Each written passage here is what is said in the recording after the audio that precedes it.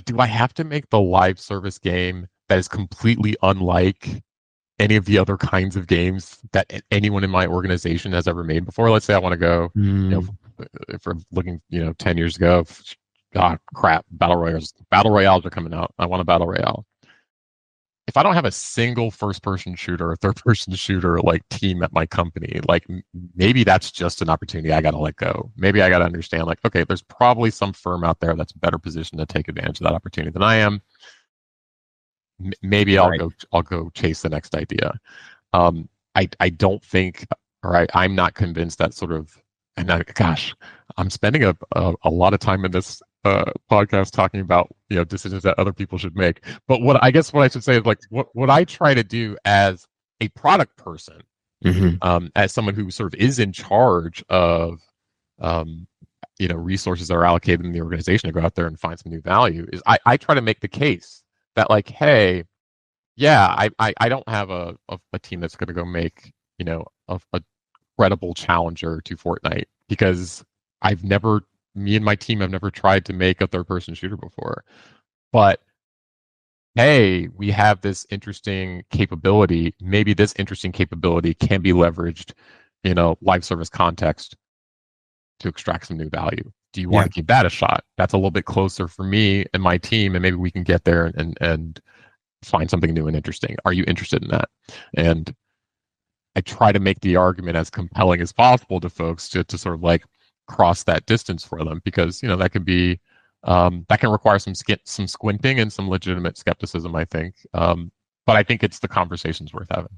There's a set of questions that popped for me as you were talking about it. One, I think these two are pretty well linked, and I'll forget the third one when we talk about these two, so that's good. So one is, how do you know what your team's good at?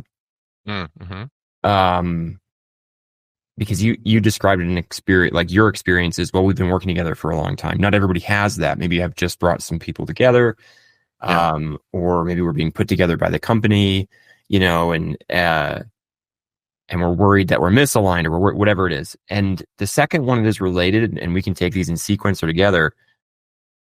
What do you view as the delta between what someone likes to play versus what they've developed? What someone likes to play versus what they've developed? Yes. As an example, my two big genres before I joined Riot were I'd say FPS, console FPS, and but FPS generally. And I'll just say strategy, but it went between like RTS and 4X. And then I started working on a MOBA, an isometric camera MOBA. And you can say, like, well, that's kind of like the strategy, but it wasn't. Now I was playing League at the time, so I kind of get a pass. But like those are still to some extent the genres that I really engage with, even more so than MOBAs. And so anyway, I'm trying to, again, it's a very long question. I apologize for the length, but it's, how do you know what your team is good at? And is it important to have played or worked on or both? And like, how do you think about that?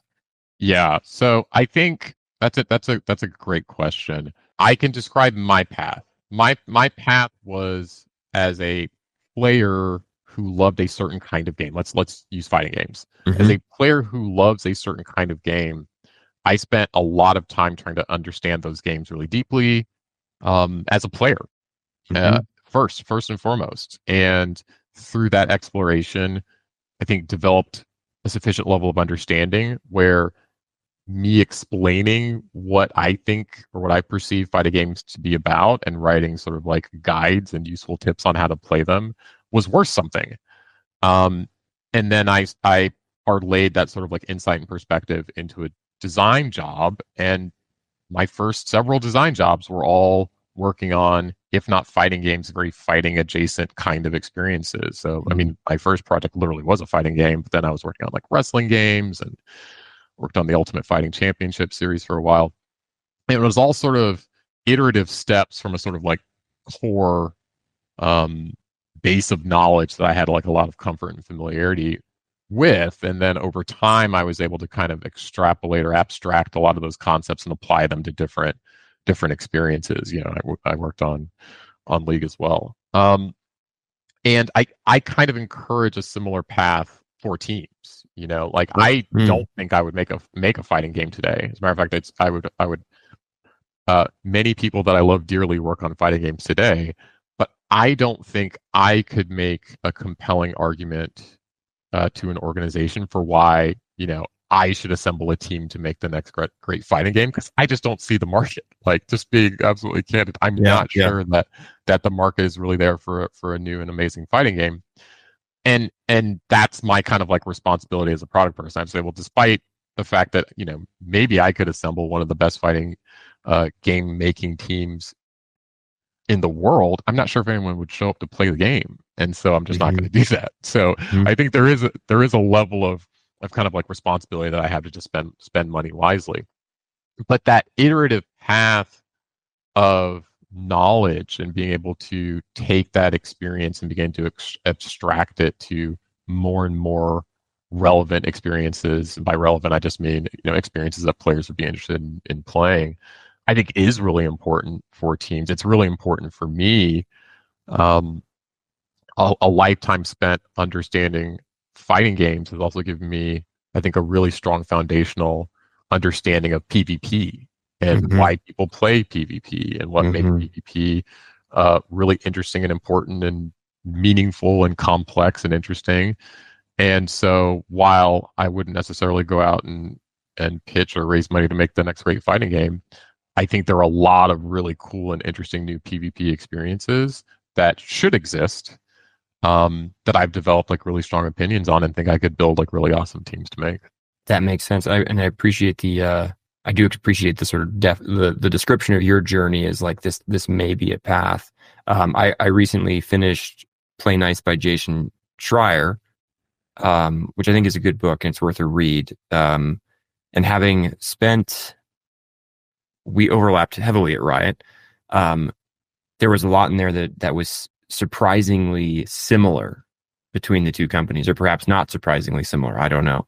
Sure. Um, Yeah. but it just that jumped out at me. It was almost like it was almost sometimes like I was reading a book about Riot. But one of them was early on that focus on we're players first. Yes, we're game devs, but we're not game devs who like go home and don't touch games. We're players first. We play all the time. We have to stop playing to work, and that's okay. We accept that because we're working on games and it's awesome. Yeah. But don't ever get this confused with sort of the in the DNA of both of those companies very early on. And I believe that helped both of them succeed early on with early products and for Yeah. various reasons. With you can make some arguments around what both of those companies did and what was different and what was the same. But so that's where is it like if you had somebody and they're like, oh, I'm an Unreal expert, but you're like, well, yeah, but you never play, you don't understand this genre. Yeah. So for me, it comes back to that, like how do you know what your team is good at? How do you know what their skill is around? And I guess maybe just ask them, right? Like, what have you done? What Yeah. do you like? I don't know. There's an anecdote that I talk about a lot.